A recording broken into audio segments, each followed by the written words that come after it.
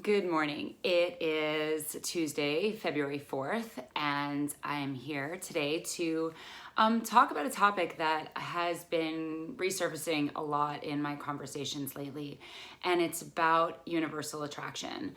I know to some people that's like a bunch of mumbo jumbo, and to others it is like, what they kind of live by.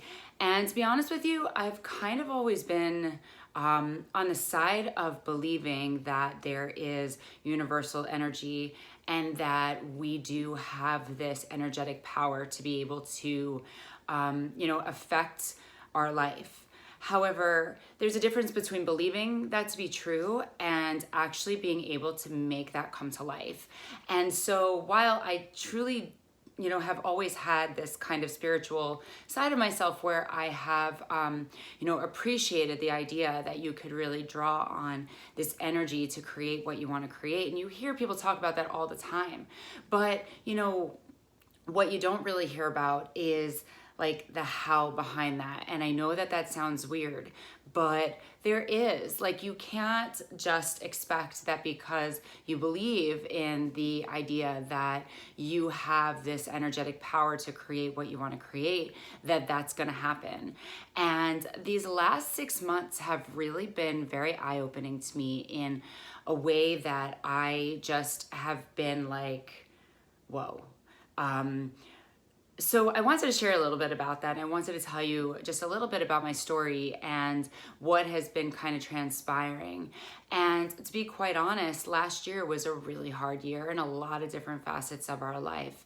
And we went through a lot of trials and tribulation, illness in the family, some financial hardships, a lot of different pieces of puzzle. And it was an emotional roller coaster. And, and I get it. Like, we all have those times in our life. And I don't like look back and complain or feel bad for myself in any way. That was just the season that we were in. But something happened, I guess it was around early November. Maybe a little earlier, maybe in October, where, things started to quiet down a little bit and we were able to start to, hear,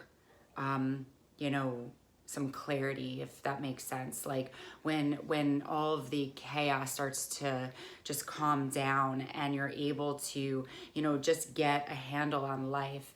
And, that started to happen and things started to quiet, and we were able to start having some, conversations at home and, between me and my husband and, in just the family in general. And, with that quietness, comes this understanding of, being able to take a step back and reset.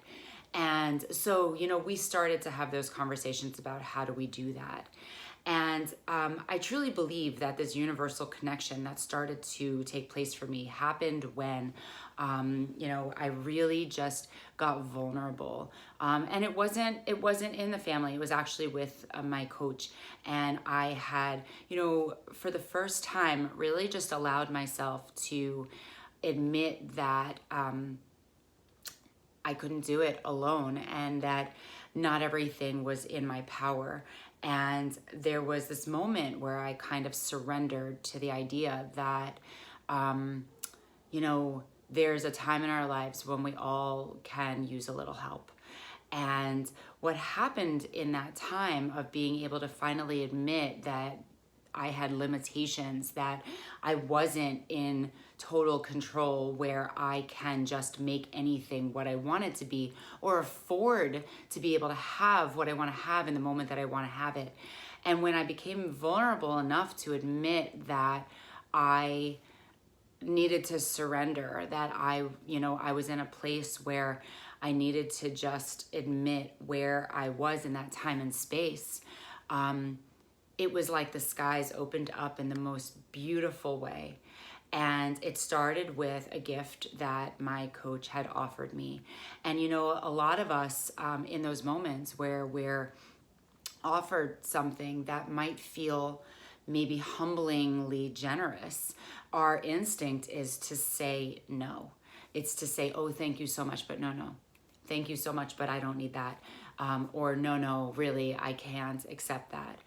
And, while I knew maybe in my like logical brain that that's what we do as a society, it was something that I really felt like it was calling to me to say, yes, thank you. I don't know why you're offering me this generous gift, but I feel like it would really make a difference in my life. And therefore, while I had to show a little humble humility, I said yes.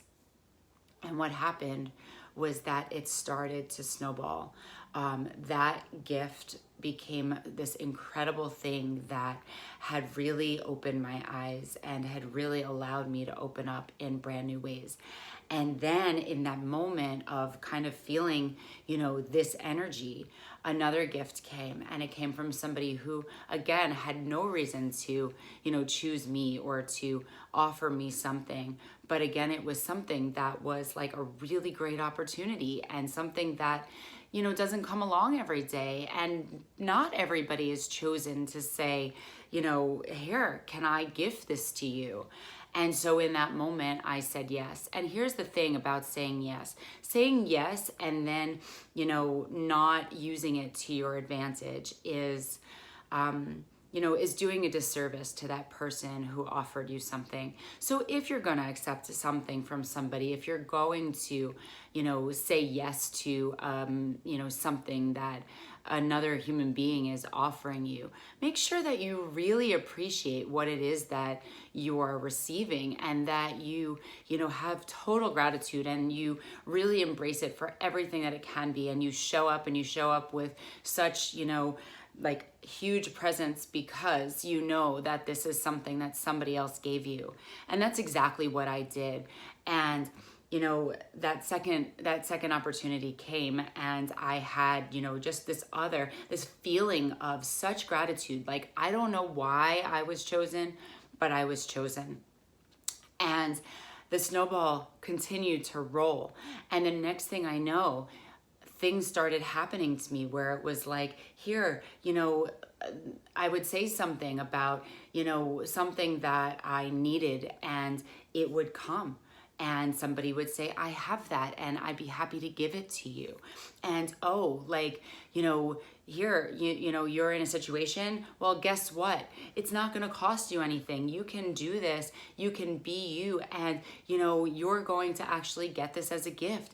And more and more and more and more things like that have been happening to me. And not everything was like gifts and financially related. There were just simple opportunities, or having, an opportunity to meet with somebody or spend time with somebody, or, there was an opportunity for me to be able to lead a group that I never in a million years thought that I would ever be considered for. But for some reason, somebody saw something in me and offered that to me in this time in my life where I'm begging out loud to, really be able to have those moments. And again, I don't know why me, other than I have to go back to this universal attraction and energy of what we put out into the world.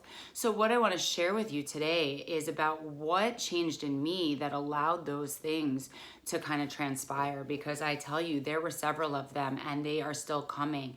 And I've been using the words, I don't know what it is, but gifts are literally falling out of the sky and opportunities are falling in my lap. And I don't know why, but I have to say thank you. And I have to believe that there is a reason why this is happening in this time and space right now. So, the first thing that I noticed in my shift was really about my having that level of humility and humbleness to, like I said, surrender myself in a way that said, I believe that I'm deserving, but I can't do this alone. I don't have the power right now, or the resources to be able to give that to myself. And I sit here humbly and admit that. And I know that things are going to be okay. I don't know how they're going to be okay, but they're going to be okay. And I made that statement out loud. And then what started to happen was I started to write things down. And then I started to commit to the actions that I was going to take in my own life.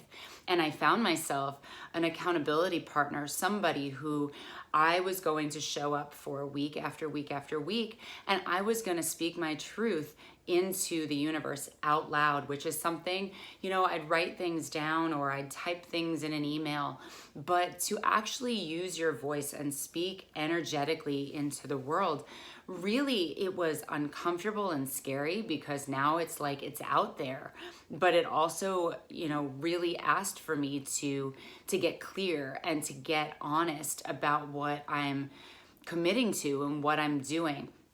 And so I started to speak my words into existence, literally. And I started to talk about them, and I started to, put these things out there that I was going to personally hold myself accountable for, and to talk about the things that I wanted and where I see myself going, and allowing that to be the only vision that I have. And the other thing was that I created a routine for myself. It starts every day with really harnessing my mental energy. So it took me some time. I had actually gone to Tony Robbins' Unleash the Power Within, and I don't know if any of you have been there, but such incredible energy and so many things that I took away from it. But one thing that I promised myself coming out of there was that I was going to do morning priming. And, you could find his on YouTube, any kind of, good meditation. There's plenty of them out there. So you choose something that feels good to you. But I've tried a lot of meditation. And for me, I could never really get my mind there, and I never really knew why. And again, it's like asking the question, so well, if that's not working or if that's not connecting, why is that so? But when I tried the priming exercise, I loved it because it starts with something super energetic. You're kind of like pumping your arms and pumping your energy, and you're just breathing. And so I started backing up my clock because I couldn't change the time in which I started my day, because there's a lot of things that I like to do to knock off in the morning before my day actually starts. So I had to still be ready to walk out the door by 5:15 a.m. to get to the gym. So I started to work to back up my clock. I now get up at 4:40 every morning, and and I carve out time from 5 to 5:15 to do my priming.